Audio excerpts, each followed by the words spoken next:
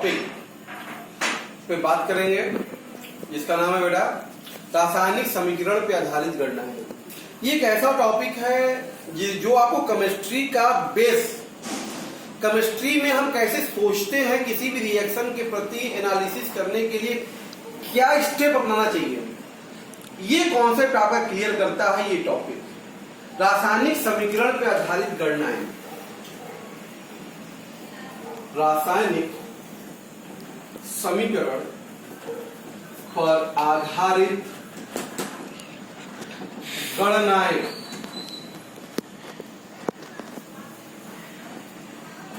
Calculation based on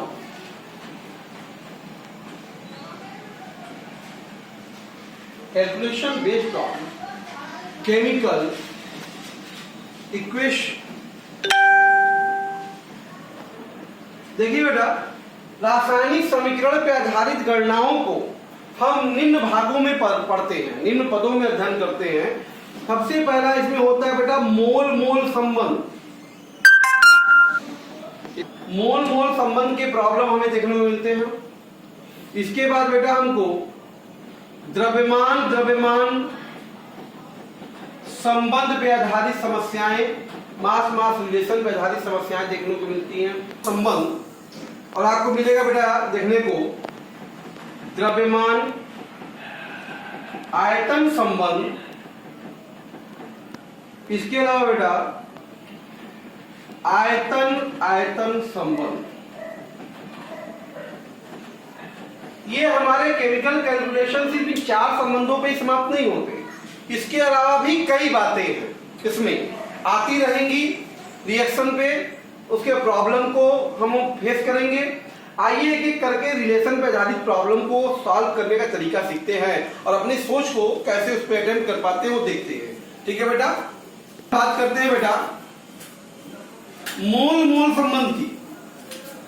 mole mole relation क्या है? ये मोल मोल रिलेशन जैसे मान लीजिए सिंपली हम बात करें, कोई रिएक्शन ले लिया N2 गैस 3H2 हाइड्रोजन से क्रिया करके ये अमोनिया बनाने का एक रिएक्शन है।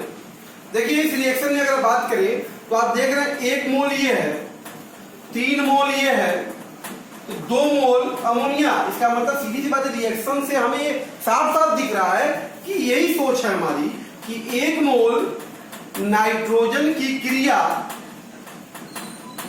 3 मोल अगर हाइड्रोजन से कराया जाए, कराने पर हमें 2 मोल अमोनिया बनती है।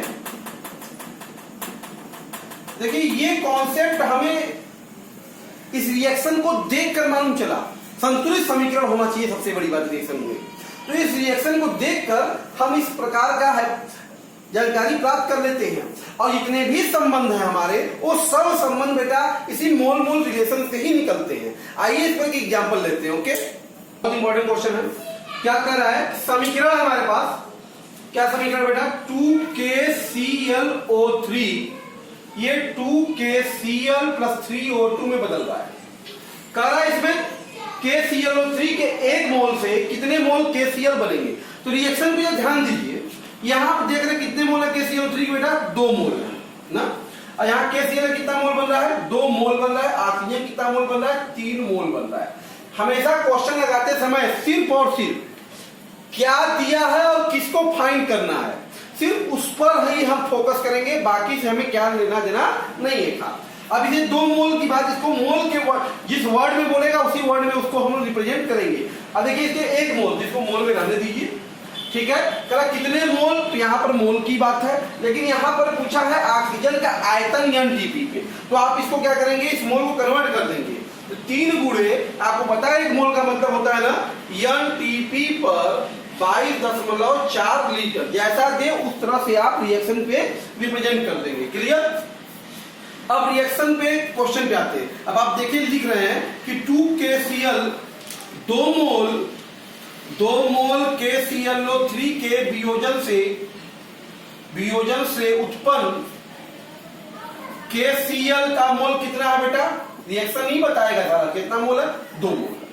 तो 1 मोल से कितना मिलेगा? 1 मोल से पूछ ही रहा है आपसे। तो 1 मोल KClO3 के वियोजन से उत्पन्न KCl का मोल कितना होगा भाई? सिंपल सी बात है, 2/2 मतलब 1 मोल। तो आंसर हो गया 1 मोल, हमारा आंसर हो गया। 1 मोल से कितना बनेगा KCl? 1 मोल बनेगा। दूसरी बात पूछ रहा है ये एमटीबी पे ऑक्सीजन कितना मिलेगा? फिर से आप वही बात देखिए, आप लिखेंगे कि 2 मोल KClO3 के वियोजन से एनटीपी पर ऑक्सीजन का आयतन कितना है? कितना है बताइए हमको? 3 × 22.4 लीटर है। क्लियर? तो 1 मोल से पूछ रहा है, तो बताओ 1 मोल KClO3 के वियोजन से एनटीपी पर O2 का आयतन कितना होगा? बताइए, सिंपल सा है एकदम भाई। 3 × 22.4/2 मतलब 3 × 11.2 तो 33.6 लीटर। तो एनटीपी पर हमें ऑक्सीजन मिलेगा बेटा 1 मोल KClO3 से 33.6 लीटर और KCl मिलेगा हमको 1 मोल। तो ये बहुत सिंपल होता है, बस हम इक्वेशन अगर सही लिख दिए और उसका एनालिसिस सही लिख दिए तो हमारा क्वेश्चन समझ लीजिए सॉल्व। क्लियर है? नेक्स्ट क्वेश्चन है, क्या करा है? एक समीकरण दिया है, हम समीकरण लिख लीजिए आप। NaCl AgNO3 रिएक्ट कर रहा है AgCl और NaNO3 सोडियम नाइट्रेट। 1 मोल की क्रिया कराने पे 1 मोल और 1 मोल बन रहा है। क्लियर है? ठीक। तो क्या कहना चाह रहा है आपसे? इस प्रत्येक के मोल दिया है तो मोल रह गया, ठीक है। और AgCl का भार, AgCl का 1 मोल का भार बेटा कितना होगा बताइए? 108 और 35.5 तो 143.5 ग्राम ये होगा। तो आप देख रहे हैं ना कि 1 मोल NaCl व 1 मोल NaCl व AgNO3 से निर्मित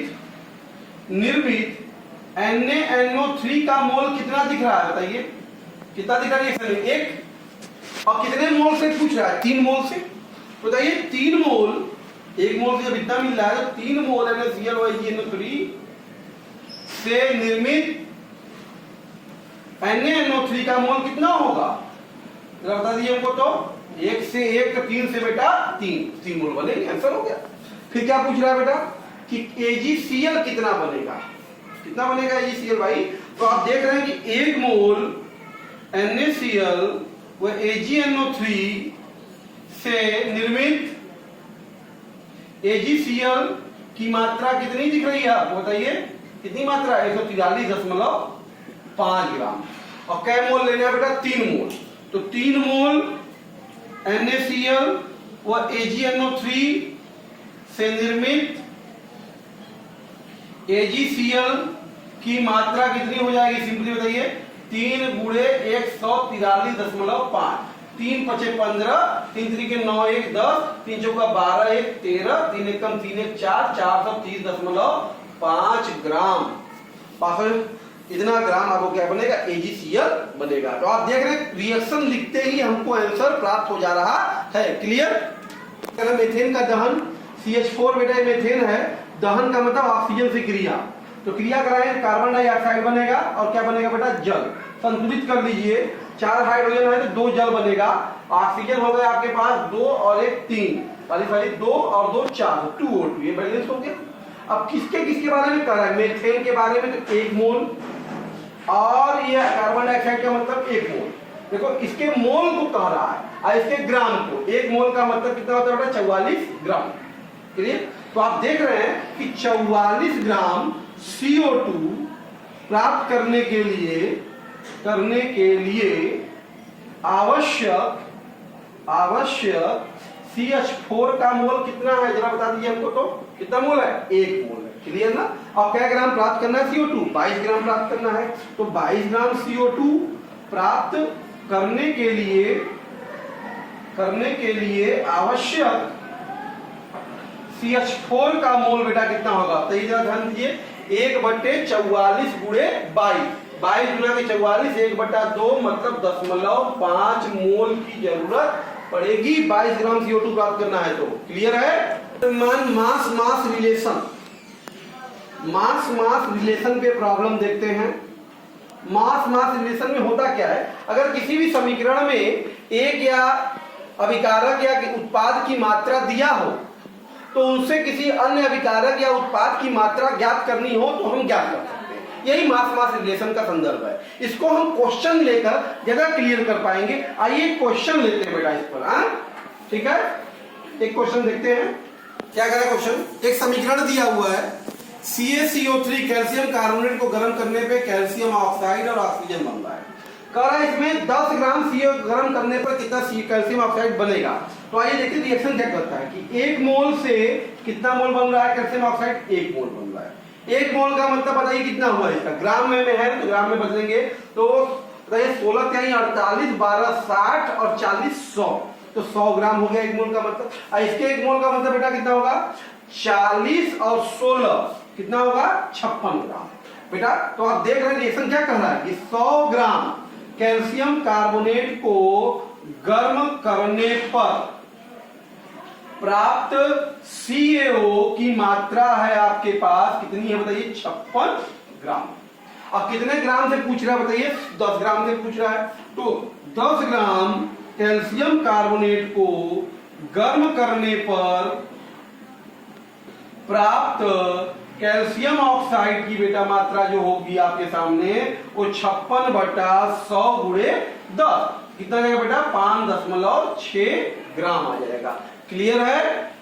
100 ग्राम Fe2O3 के अपचयन से कितना लोहा प्राप्त होगा, तो अपचयन करा दीजिए इसका। तो Fe2O3 अपचयन का मतलब बेटा हाइड्रोजन से क्रिया होता है। क्लियर, हाइड्रोजन से क्रिया कराएंगे तो करा कितना लोहा, तो लोहा बनाना है तो Fe और क्या बनाएंगे जल। तो बैलेंस करना है, कई ऑक्सीजन है 3 तो 3 जल बनेंगे, हाइड्रोजन कितना हो गया 3 तो 3 H2 हो गया, रिएक्शन संतुलित हो गया। अब आइए देखते हैं क्या कहता है ये 1 मोल से कितना मोल बन रहा है बेटा 2 मोल है ना। तो ग्राम में है ना तो हमेशा मोल को ग्राम में बदलेंगे, जैसा कहेगा ग्राम कहेगा तो ग्राम में बदलेंगे। 1 मोल का मतलब क्या परमाणु भार भाई Fe 2 गुणे 56 और धन 16 तिहाई बेटा 48 तो कितना हो गया 2 छक्के 12 2 पंजे 10 1 11 112 धन 48 तो बेटा कितना आ गया 8 2 10 4 1 5 1 6 160 ग्राम। 1 मोल Fe2O3 का मतलब कितना हो गया 160 ग्राम और इसका मतलब कितना हो गया 2 गुणे 56 तो 2 छक्का 12 112 ग्राम। क्लियर है ना। तो आप यहाँ रिएक्शन से क्या कर रहे हैं बताइए क्या क्लियर है। 160 ग्राम Fe2O3 के अपचयन से प्राप्त Fe की मात्रा कितनी है भाई 112 ग्राम। अब कै ग्राम से पूछ रहा है 100 ग्राम से पूछ रहा है तो 100 ग्राम Fe2O3 के अपचयन से प्राप्त Fe की मात्रा हो जाएगी आपके पास, ध्यान दीजिएगा 112/160 और बेटा गुणे कितना हो जाएगा 100।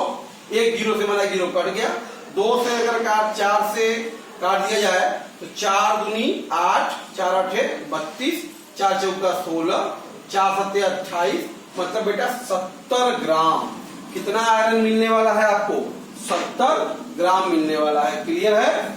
बहुत इंपॉर्टेंट क्वेश्चन है। क्या कर रहा है आपसे 3 ग्राम अशुद्ध सोडियम सल्फेट के जलीय विलयन की बेरियम क्लोराइड से क्रिया कराने पर बेरियम सल्फाइड 3.48 ग्राम बनता है। तो इसमें कितना शुद्ध प्रतिशतता सोडियम सल्फेट की है। तो पहले रिएक्शन लिखते हैं। सोडियम सल्फेट तो सोडियम सल्फेट ये हो गया, इसकी क्रिया किससे करा दी गई बेरियम क्लोराइड से BaCl2 से। तो बेटा क्या बनेगा बताइए करा तो क्रिया कराने पे बेरियम सल्फेट बन गया तो BaSO4 बन गया और क्या बन जाएगा बेटा 2NaCl। ओके। अब रिएक्शन एनालिसिस को देखें कि 1 मोल की क्रिया कराने पे देखिए इसी दोनों के बारे में बात कर रहा है सोडियम सल्फेट और बेरियम सल्फेट, बाकी के मोल से हमें कोई बहुत महत्व नहीं है। तो सोडियम 1 मोल का मतलब कितना हो गया निकाल लीजिए 23 गुना के 46 और धन 32 और 16 चौका बेटा 64 ठीक है ना। कितना हो गया 4 2 6 6 12 6 3 9 9 4 13 1 14 142 ग्राम से करिए 6 2 8 4 12 4 3 7 7 6 13 1 14 और यहाँ पे 1 मोल का मतलब बेटा कितना हो गया बेरियम का 137 और सल्फर का 32 और 16 चौका 64 तो कितना हो गया ध्यान दीजिए 4 2 6 6 7 13 और 6 3 9 9 3 12 1 13 और 1 1 2 तो 35 ग्राम। चेक कर लीजिए फिर से 7 2 9 9 4 13 3 3 6 3 3 6 6 12 1 13 1 2 35 ग्राम। क्लियर है। अब हमारे पास आइए देखते हैं क्या करता है कि देखो 233 ग्राम बेरियम सल्फेट प्राप्त होता है सोडियम सल्फेट के कितने ग्राम से बेटा 142 ग्राम से प्राप्त होता है। क्लियर है। और कितना ग्राम प्राप्त करना है बेटा 3.48 ग्राम पर। तो 3.48 ग्राम बेरियम सल्फेट प्राप्त होगा कितने से बेटा 142 बटा 233 और गुणे 3.48 इतना सोडियम सल्फेट से। तो इसको सॉल्व कर दीजिए, देखिए कितना आता है 2.12 ग्राम। क्लियर हो गया। तो अब इतना क्रिया में सोडियम सल्फेट की जरूरत पड़ेगी। हमारे पास दिया कितना है अशुद्ध वायु लगभग 3 ग्राम। तो हम कह सकते हैं कि 3 ग्राम अशुद्ध नमूने में शुद्ध सोडियम सल्फेट की मात्रा कितनी है बेटा, कितना है 2.12 ग्राम। परसेंटेज पूछ रहा है तो मतलब 100 ग्राम में पूछ रहा है। क्लियर है। तो क्या कहेंगे 100 ग्राम अशुद्ध नमूने में शुद्ध सोडियम सल्फेट की मात्रा कितनी हो जाएगी बताइए। तो परसेंटेज अभी 100 में पूछते हैं। तो 2.12 बटा 3 और गुणे बेटा कितना हो जाएगा 100। अगर भाग दे तो 3 सत्ते 21 बेटा कितना जाएगा 0 3 6 18 3 6 18 गुणे 100 मतलब 70.67%।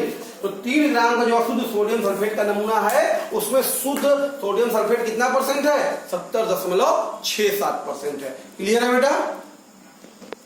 क्या कर रहा है 90% शुद्धता वाले 400 केजी कैल्शियम कार्बोनेट। तो बेटा कैल्शियम कार्बोनेट की शुद्ध मात्रा निकाल लो। शुद्ध मात्रा कितनी है 400 का 90%, 90 बटा 100। तो बेटा कितना आएगा 4 9 36 360 केजी। 400 में 360 केजी शुद्ध कैल्शियम कार्बोनेट है। अब रिएक्शन पे आते हैं। तो रिएक्शन कैल्शियम कार्बोनेट को जो आप गर्म करेंगे तो बेटा कैल्शियम ऑक्साइड और कार्बन डाइऑक्साइड देगा। तो ये 1 मोल से 1 मोल देगा। 1 मोल का मतलब 100 ग्राम और 1 मोल का मतलब बेटा 56 ग्राम। ठीक है ना 40 16 56। तो आप देख रहे हैं कि 100 ग्राम कैल्शियम कार्बोनेट से प्राप्त CaO की मात्रा कितनी है 56 ग्राम है। तो बेटा 360 केजी कैल्शियम कार्बोनेट से प्राप्त कैल्शियम ऑक्साइड की मात्रा कितनी होगी जरा बताइए हमको। तो 56 बटा 100 गुणे 360। क्लियर है। यहां से कट गया। अब गुणा कर लीजिए 56 में 36 से तो कितना आ जाएगा 201.6 केजी। तो कितना प्राप्त हुआ आपको कैल्शियम ऑक्साइड 201.6 केजी प्राप्त हुआ। क्लियर है। 16 ग्राम मेथेन के दहन से कितना जल बनेगा। तो पहले रिएक्शन लिखना होगा मेथेन का दहन करना। CH4 प्लस O2 दहन का मतलब क्या बनेगा CO2 प्लस 2H2O। तो 2O2 1 मोल के दहन से कितना मोल जल बन रहा है 2 मोल बेटा।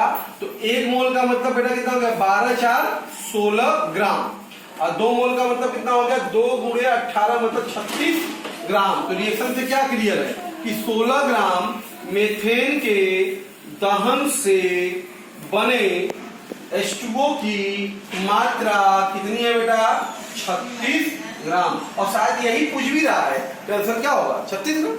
क्लियर। आपसे कह रहा है क्यूप्रिक ऑक्साइड CuO का समस्त अपचयन का मतलब बेटा हाइड्रोजन से क्रिया। समस्त अपचयन होगा तो क्या बनेगा Cu प्लस H2O। कितना बना। तो आप कह रहे हैं 1 मोल से कितना कॉपर बन रहा है बेटा 1 मोल। ग्राम में कह रहे तो ग्राम में हम ही बदल देंगे। तो 63.5 धन 16। ठीक है। तो कितना हो गया 0.5 36 9 6 79.5 ग्राम से कितना बन रहा है बेटा ये 63.5 ग्राम। तो आप कह सकते हैं कि 79.5 ग्राम CuO के अपचयन से प्राप्त Cu की मात्रा कितनी दिख रही है आपको बताइए? 63.5 ग्राम। और कितने ग्राम से पूछ रहा बेटा? 7.95 ना, 7.95 ग्राम CuO के अपचयन से प्राप्त Cu की मात्रा हो जाएगी आपके पास 63.5 बटा 79.5 गुणे 7.95, तो बेटा आ जाएगा 6.35 ग्राम। तो कितना कॉपर मिलने वाला है बच्चे आपको? 6.35 ग्राम कॉपर मिलेगा। क्लियर है? क्या करा आपसे? 4 ग्राम अमोनियम क्लोराइड। अमोनियम क्लोराइड क्या होता है? NH4Cl। इसकी क्रिया कैल्शियम हाइड्रोक्साइड, हाँ, तो CaOH का ट्वाइस क्रिया कराने पे क्या उत्पन्न हो रहा है? अमोनिया उत्पन्न हो रहा है। और क्या बनेगा बेटा? जल बनेगा 2H2O। और क्या बनेगा बताइए? CaCl2। बैलेंस भी करना होगा ना, इसको 2 कर देते हैं। इसको कितना करेंगे? 2। तो देखिए यहां से ये बैलेंस हो गया। रिएक्शन देख लीजिए, 2 नाइट्रोजन 2 नाइट्रोजन, 4 दूना के 8, 8 2 10 हाइड्रोजन, 2 6 4 10 हाइड्रोजन, पास में 2 ऑक्सीजन और 2 क्लोरीन 2 क्लोरीन। अब आप रिएक्शन देख रहे हैं, 2 मोल से कितना बन रहा है अमोनिया? 2 मोल बन रहा है। और ये कितना मोल बन रहा है बेटा? 1 मोल बन रहा है। दोनों तीनों बैलेंस चर्चा करनी है। ठीक है, देखिए आपने अमोनिया और कैल्शियम हाइड्रोक्साइड दोनों पूछा है। तो 2 मोल का मतलब क्या होगा? 2 गुणे जोड़ लीजिए जरा, तो अमोनिया नाइट्रोजन का हो गया 14 धन, हाइड्रोजन का 4 और इसका 35.5, तो आ जाएगा 107 ग्राम। कितना आ जाएगा? टोटल 107 ग्राम। और ये बेटा कितना आ जाएगा? ध्यान दीजिए, ये आ गया आपका 40 और धन 17 गुना के 34, तो 74 ग्राम ये हो गया। ये बेटा कितना हो गया? 14 17 17 गुना के 34 ग्राम। तो अब आप देखिए, आपसे क्लियर है कि 107 ग्राम अमोनियम क्लोराइड की CaOH ट्वाइस से क्रिया द्वारा उत्पन्न अमोनिया कितना है बेटा? 34 ग्राम। और कितने ग्राम से पूछ रहा बताइए? 4 ग्राम से पूछ रहा। तो 4 ग्राम अमोनियम क्लोराइड की कैल्शियम हाइड्रोक्साइड से क्रिया द्वारा उत्पन्न अमोनिया कितना होगा जरा बताइए? तो 34 बटा 107 गुणे 4। ठीक है ना? अब इसमें काट उठ लेते हैं, देख लेते हैं हम लोग, तो 7 ग्राम आ जाएगा। फिर क्या करा आपसे? कहा कितने कैल्शियम हाइड्रोक्साइड की जरूरत होगी? तो आप देख रहे हैं ना, आप कह रहे हैं कि 107 ग्राम NH4Cl की क्रिया के लिए आवश्यक CaOH ट्वाइस की मात्रा कितनी है बताइए? कितनी मात्रा लग रही है बेटा? 74 ग्राम लग रही है ना। और कितने ग्राम से क्रिया करानी है? 4 ग्राम से। तो 4 ग्राम NH4Cl के क्रिया के लिए कितने कैल्शियम हाइड्रोक्साइड की मात्रा लगेगी जरा बताइए? तो हम बेटा 74 बटा 107 गुणे 4। ठीक है ना? देख लीजिए, आ जाएगा इसकी वैल्यू लगभग 7-6 ग्राम प्राप्त होगा। अगर 100 ग्राम कॉपर सल्फेट से कितना कॉपर प्राप्त किया जाता है? तो कॉपर सल्फेट का अणु भार निकाल लो। का अणु भार है कॉपर का 63.5, सल्फर का 32 और इसका हो गया 64, तो ये 159.5 आ जाएगा। ठीक है, 159 देखो 3 2 5 4 9 6 3 9 6 15। तो अब आप देख रहे हैं कि 159.5 ग्राम CuSO4 में कॉपर की मात्रा बेटा कितनी है जरा देखो तो? 63.5 ग्राम है ना, और 100 ग्राम में पूछ रहा है, तो 100 ग्राम कॉपर सल्फेट में कॉपर की मात्रा क्या होगी जरा बता दीजिए हमको। तो आप 63.5 बटे 159.5 गुणे 100 जब कैलकुलेट कर लीजिएगा 42.81 ग्राम। करा 42.47 ग्राम सिल्वर नाइट्रेट प्रति लीटर वाला भी है। प्रति लीटर का मतलब 1000। तो आप सीधी सी बात समझ सकते हैं कि 1000 ml बिलियन में AgNO3 की मात्रा बताइए कितनी है? कितनी मात्रा आपको दिख रही है? 42.47 ग्राम, 1000 ml में इतना है और 10 ml के लिए पूछ रहा है। तो पहले 10 ml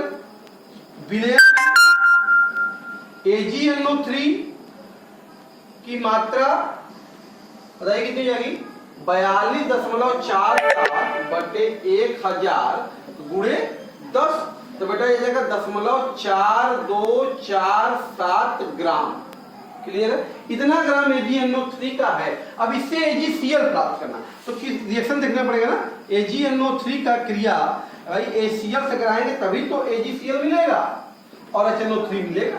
तो आप देख रहे हैं 1 मोल से 1 मोल का मतलब ये बताइए कितना हो गया, देखिए 108 धन 14 धन 16 तिहाई 48, तो कितना हो जाएगा 8 4 12 12 8 20 और 4 1 5 और 5 2 7 और बेटा हो गया 170 ग्राम। चेक कर लीजिए, 8 4 12 12 8 20 हो गया, 4 1 5 2 7 170 ग्राम ही हो गया। और ये कितना हो गया 108 धन 35.5 143.5 ग्राम। तो आप देख रहे हैं कि 170 ग्राम AgNO3 से प्राप्त AgCl की मात्रा कितनी है बेटा, 143.5 ग्राम है। अब 1 लीटर 10 ml में कितना AgCl है, AgNO3 है बेटा 0.4, इतने से कितना मिलेगा, तो 0.4247 ग्राम AgNO3 से प्राप्त AgCl की मात्रा हो जाएगी आपके सामने, ध्यान दीजिएगा 143.5 बटे 170 और गुणे 0.4247, कैलकुलेशन कर लीजिए जरा। तो वैल्यू आई आपकी 0.3585 ग्राम आएगी। लीटर में कहे तो हमेशा पहले उसके लीटर से मास निकाल लीजिए, तब उसके बाद रिएक्शन का एनालिसिस करिए। क्लियर? मेथेन का दहन, बार मेथेन का दहन आप करा दीजिए, सिंपल हाँ पता ही है, CO2 plus 2H2O plus 2O2। तो 1 मोल से 1 मोल जल की बात कर रहा है ना, तो 2 मोल, 1 मोल का मतलब कितना 16 ग्राम, 2 मोल का मतलब बेटा कितना हो गया 18 गुना के 36 ग्राम। तो आप देख रहे हैं 16 ग्राम मेथेन के दहन से प्राप्त CO2 की मात्रा है आपके पास 36 ग्राम। और कै ग्राम से बेटा बनाना है, 32 ग्राम से, तो 32 ग्राम मेथेन के दहन से प्राप्त CO2 की मात्रा हो जाएगी आपके पास 36/16 गुणे 32, 16 गुना के 32, 36 गुना के 72 ग्राम। तो बेटा ये था हमारे पास, इसका आंसर हम इस तरह चर्चा कर रहे थे मास रिलेशन की। और भी प्रॉब्लम है और भी हमारे रिलेशन है जिसको हम लोग देखेंगे अपने नेक्स्ट वीडियो में, कैलकुलेशन पार्ट 2 में। बात समझ में आ, इतनी बात आप समझिए, प्रैक्टिस कीजिए। वीडियो समझ में आई तो लाइक कीजिए, सब्सक्राइब भी कीजिए, शेयर कीजिए। Okay, thank you.